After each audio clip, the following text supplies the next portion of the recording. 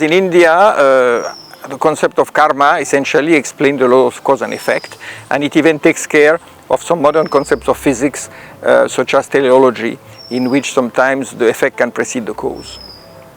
G20 में वासुदेव कुटुंबकम आ चुका है और अब हम इसके ऊपर एक विश्वास के साथ चर्चा कर सकते हैं. United Nations has spectacularly failed us. We need to decolonize our thought processes.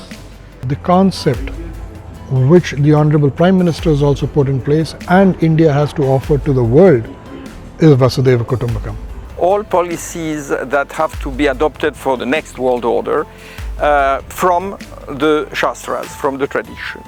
This balance between spiritualism and geopolitics is very essential.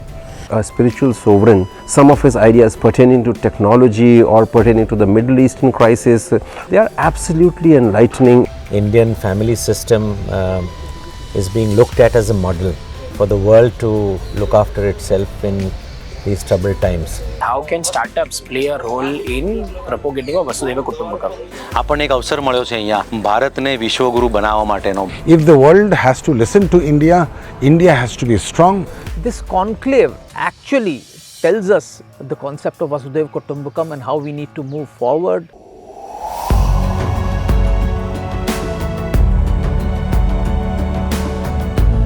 Good afternoon, ladies and gentlemen.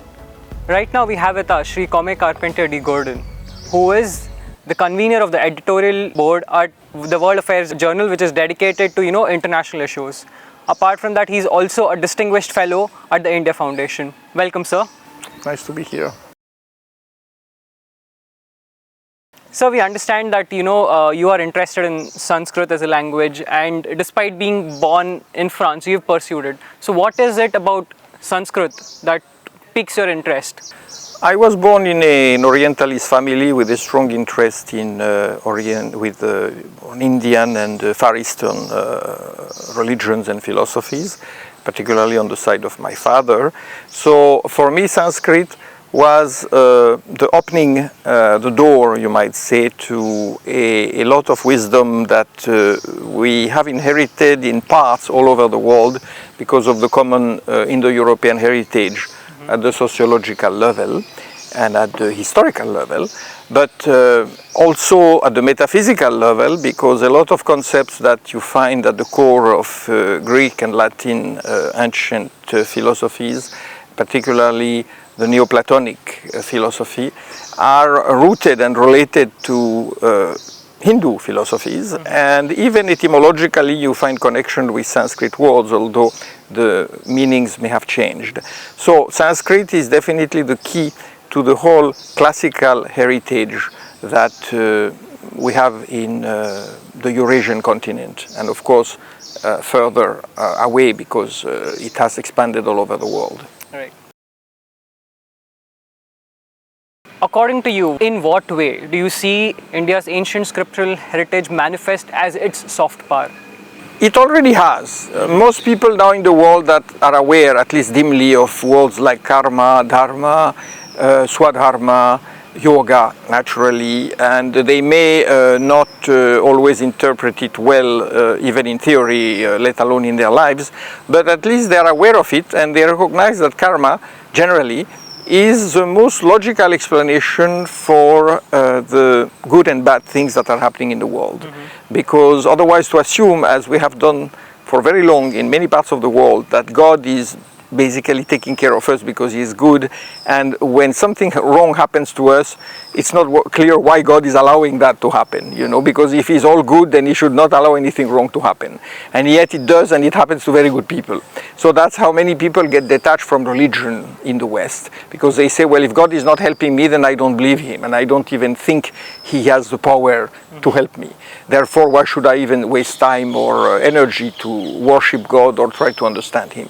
Whereas in India, the concept of karma essentially explains the law of cause and effect, and it even takes care of some modern concepts of physics, such as teleology, in which sometimes the effect can precede the cause. So the theme for our discussion at the conclave today was Vasudhaiva Kutumbakam. So what role can spirituality and spiritual gurus help us achieve this ideal of Vasudhaiva Kutumbakam in the global political order?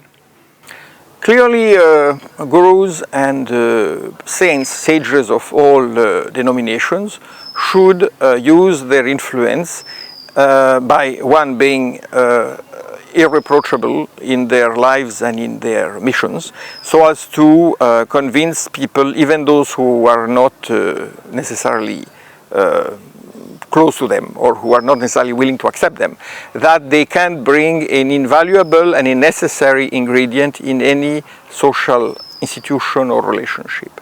So that clearly requires, as I said, a very high moral standard, honesty, and we all know that money gets in everywhere. It's inevitable, it's like the blood in the body, but money also corrupts. So one has to be very careful about projecting a completely saintly and disinterested perspective, which is what the Jain tradition, the Jain Parampara has been doing.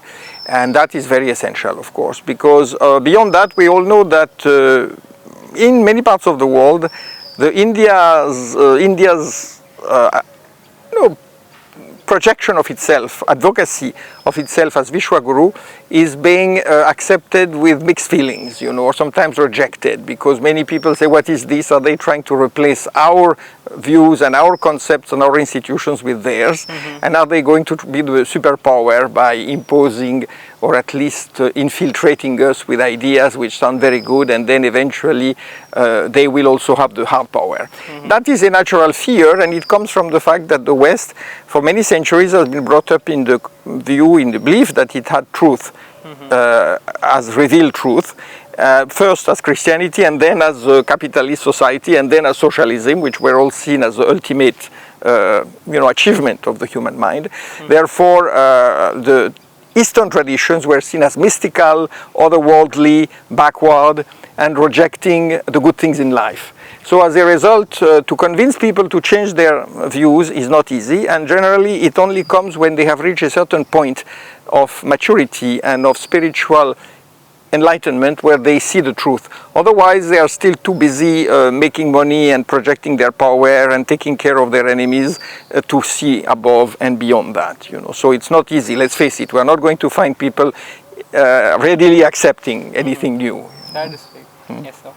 The conclave that we see today, the symposium between the spiritual leadership, the political leadership, and academic leadership. So how do we see this moving forward? How do we take this forward? What do you see this becoming into? What results can such symposiums help us achieve?